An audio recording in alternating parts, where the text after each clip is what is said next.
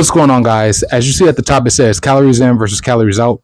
And I say this all the time, not that calories in versus calories out doesn't matter, because it does, but in the grand scheme of things, when you have insulin resistance, it matters the least. Because when you cut calories aggressively, first of all, what's going on is people underestimate the calories that they eat. But then when you go aggressively, you actually decrease your metabolism. It makes it harder for you. It makes it harder for you to actually burn belly fat because your metabolism is decreasing. You don't want to decrease the metabolism. You want your metabolism to increase.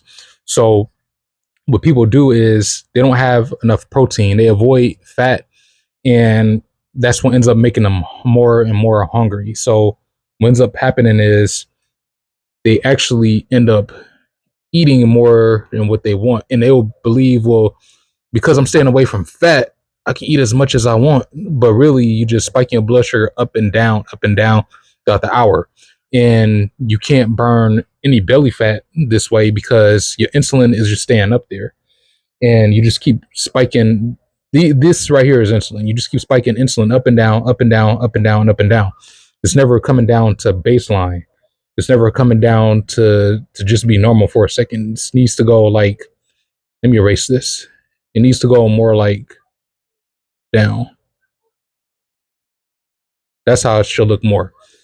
And so this is where fasting comes into play. Fasting is very, very, very powerful because not only would you focus more on protein, but you focus on a decent amount of fat, and then that will help you feel more satiated and go longer without eating. So if you want to beat the calories in versus calories out issue, this will be it right here. I mean, if you want to find a quick way, if calories still matter to you, this will be a quick way to beat it.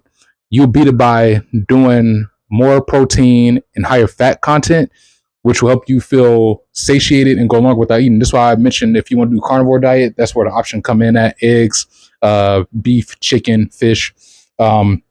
If you're like a bigger person, you may want to increase your portion sizes depending on to where you get satiated enough, and then see how you feel. See how you feel as you go longer without eating.